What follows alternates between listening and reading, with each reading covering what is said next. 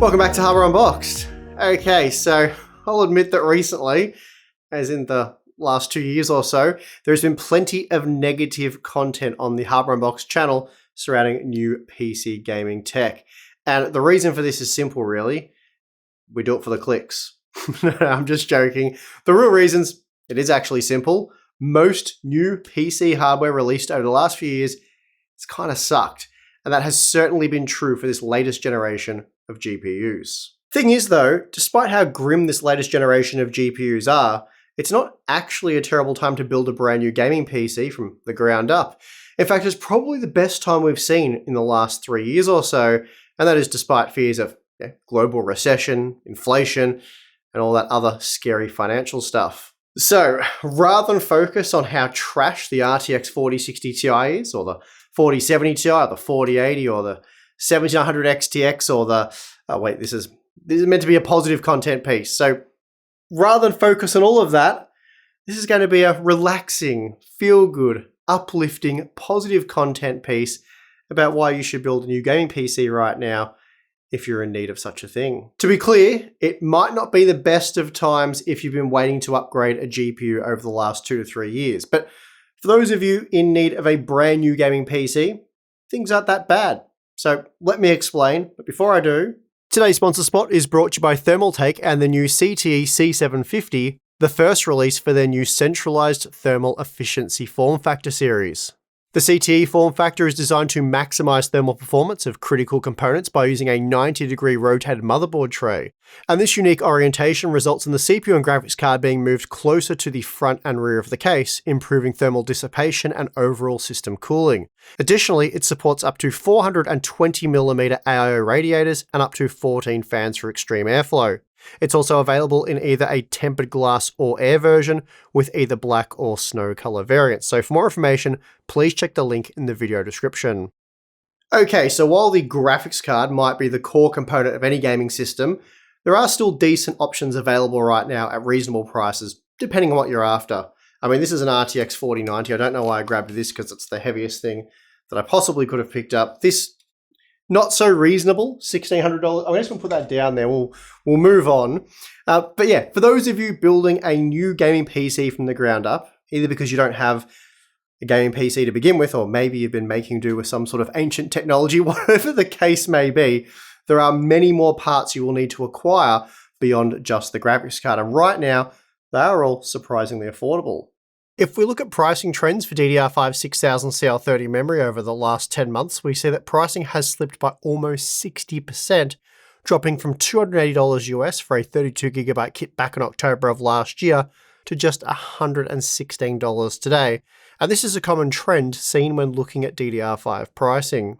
That said, don't expect pricing to tumble that much further, as prices have already started to level off.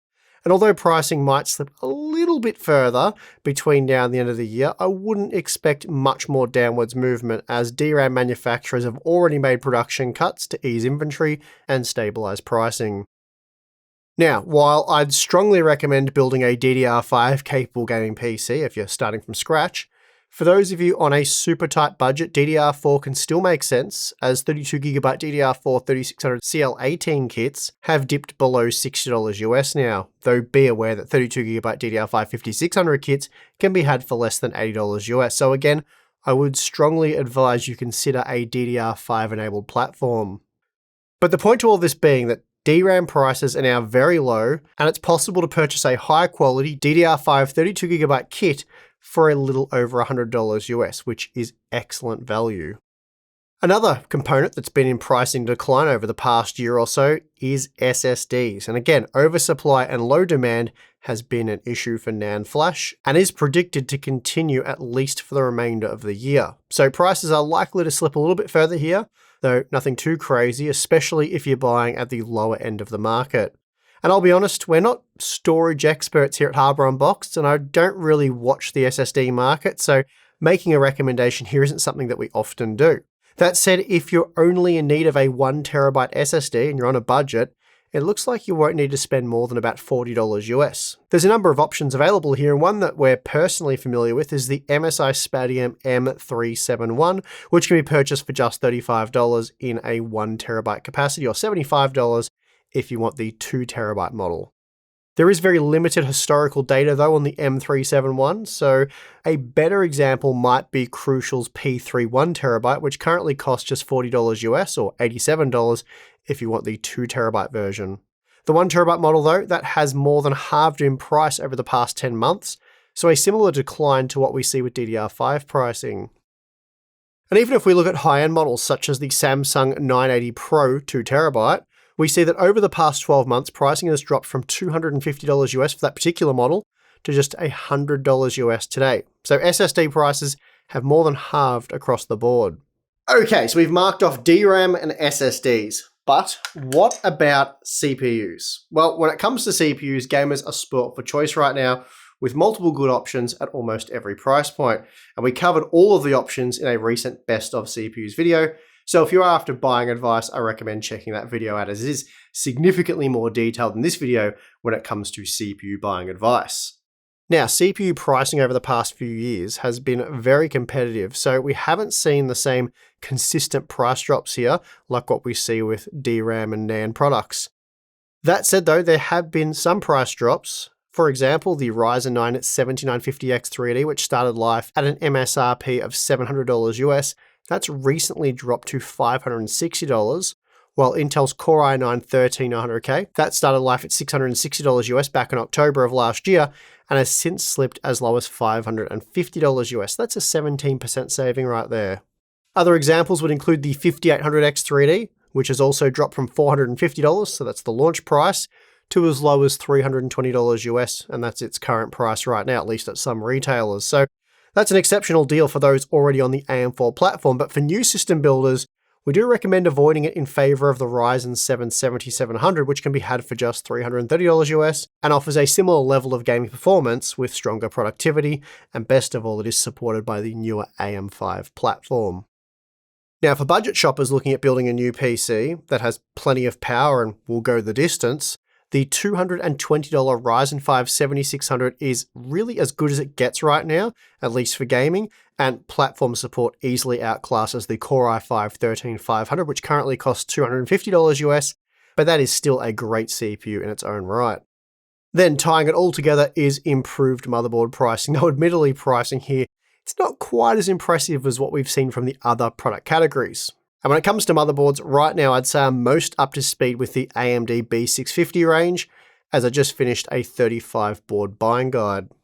For those of you on a tight budget, the ASRock B650M HDV/M.2 is an excellent option for just $125 US, and there are a number of solid boards priced below $200 US, though we have seen very little in the way of pricing improvements over the past 12 months. This also applies to Intel LGA 1700 boards, but there are comparable options for similar prices to their AM5 competitors, making either AMD or Intel a viable option for new system builders. Now, moving past CPUs and motherboards, we run into cases and power supplies. Again, two components that we don't give too much attention to here at Hardware Unboxed, as we primarily focus on CPUs and GPUs, amongst other things. But anyway, we'll start with cases, and there's really a plethora of options available here, and I'd say most of them are quite good, but there really is just a sea of cases to choose from. Pricing is extremely competitive in this market, so it's really up to you to find the case that suits your needs and appeals to you, I suppose. Case design is subjective, and short of any major flaws, you can't go too wrong here. And I did recently build myself a new PC, which I paid for in full, using my own money, which was a bit of a unique experience for me, having done this job for over 20 years now, but I wanted to build it without any strings attached, and I just wanted to build it then and there. So I went and bought some components from PC Case Gear. I got the Height Y40, I think you're about to see it somewhere in the background here, and that is a popular case right now. So I wanted to see what all the fuss was about. I have to say the Y40 was an easy and enjoyable case to build with, and I think the finished product looks amazing. Priced $150 US, it's certainly not cheap, though it's not overly expensive either, and I think for what you get, it is excellent value. But like I said, the options here are almost limitless, and you can buy a decent looking mid-tower for as little as $40, such as the Fractal Design Focus 2 RGB. But I guess the point here being that the amount of options available and the pricing of PC cases is as good right now as it's ever been, and really it's the same story when it comes to power supplies. It's possible to buy a good quality 600 watt power supply for less than $70 US, while quality 1000 watt units, they can be had for around $150 US. And there's quite literally dozens of great options available, so do your research, see what's available at your price point, and then just go from there. That then leaves the graphics card, and the obvious choice here is the GeForce RTX 4090, the thing I had earlier. For $1,600 US, they're insane, so just go out and get yourself one of these. Job done. Before you hit the dislike button, that was a joke. I am, of course, joking there. While the RTX 4090 is certainly a weapon, the price isn't exactly for everyone. And as I said at the start of the video, it is my honest opinion that the current generation of AMD and NVIDIA GPUs are kind of crap. At least the pricing's crap, and the product names are a bit misleading to say the least. So short of an RTX 4090 or maybe a heavily discounted 7900 XT for around $750 US, I recommend you look at previous generation GPUs. Right now it's still possible to purchase a 6950 XT for $580, which certainly makes it one of the best higher end deals available right now. It's a little bit cheaper than the RTX 4070 for a little over 20% more performance. The only drawback, of course, being the increased power usage, no support for frame generation, and inferior ray tracing performance. So it's by no means a slam dunk for the 6950 XT, but it's still a decent deal for that price. Then further down the food chain, we find the Radeon RX 6700 XT for $320 to $350 US, and this is really the only viable option in my opinion, especially if you want to game at resolutions such as 1440p. Below that, it's a toss-up between a number of pretty underwhelming options. You've got the RTX 4060 for $300, the RX 7600 for $270, or an old 6650 XT for $250.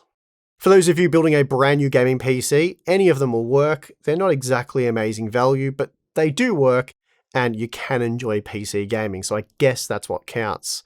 The RX 6700 XT also enables a pretty great gaming experience, even if it is around 2.5 years old now. That said, back then it came in at an MSRP of $480 US, and in reality, it did cost more like $850 to $950 US, thanks to the cryptocurrency boom. So while the current situation might seem bleak, for new system builders it's actually pretty good, again relative to what we've come from not that long ago. So all said and done, it is possible to build something like a Ryzen 5 7600 gaming system with 32GB of DDR5 6000CL30 memory on an ASRock B650M HDV motherboard along with a 1TB SSD, the Sapphire Pulse Radeon RX 6700 XT graphics card, a quality 750W ATX power supply, you can get those for around $100, and then a decent ATX case for $100 with a $50 air cooler, and that's roughly $1,050 US. Sure, you'll also need a headset, keyboard, mouse, monitor, and operating system, but for what is a fairly modest budget for the box and all its bits, that's a pretty capable gaming system. Of course, ideally, had this GPU generation not been a steaming pile, you should be looking at least 30% more GPU performance at this price point, but for new system builders, you're still getting a very capable gaming system for less than the price of a new high-end GPU. So again, it's not as doom and gloom as you might think, at least for new system builders. Best of all, you will be able to upgrade this system down the track, and keeping that in mind, I would spend a little bit more money on the motherboard just to get a few more features and better expansion options there. Generally, you only have to spend about $50 more over sort of the base model entry-level boards that I spoke of. And yeah, just getting those features and stuff is handy. That doesn't really matter if you're going for like an AMD AM5 board or an Intel LGA 1700 board. I think well, it probably applies more to AM5, let's be honest, because there is that broad platform compatibility that's said to support future CPU generations, where we're probably only getting a refresh on LGA 1700. And if you were to buy a board now or in the near future, that's probably what you'd be getting. So there'd be no future CPUs supporting that platform. Anyway, the point is you can upgrade other things in the system, like the graphics card, probably expand memory storage, all that good stuff that the PC platform is known for. Anyway, that is going to do it for this one. Let me know what you think in the comment section below. Do you agree that it's a viable option to build a new gaming PC today, or is it not? As I said, let me know in the comment section below. I'm actually interested to get your feedback on this topic. And yeah, I'll be sure to read your comments. Also, if you'd like to support the Unboxed channel, you can do so via Floatplane or Patreon. Links for those are in the video description. what you get is some pretty cool stuff. We do a monthly live stream for members only, where we basically just take your questions, answer them live, and chat with you guys. It's a lot of fun. Tim and myself do that. We get together and do that. We have a Discord server where we kind of do that daily, but through Discord. Q&A stuff, behind the scenes content, a lot of cool stuff. So check it out if you're interested. But if not, that is perfectly fine. And I would like to thank you for watching this video. I'm your host, Steve. See you again next time.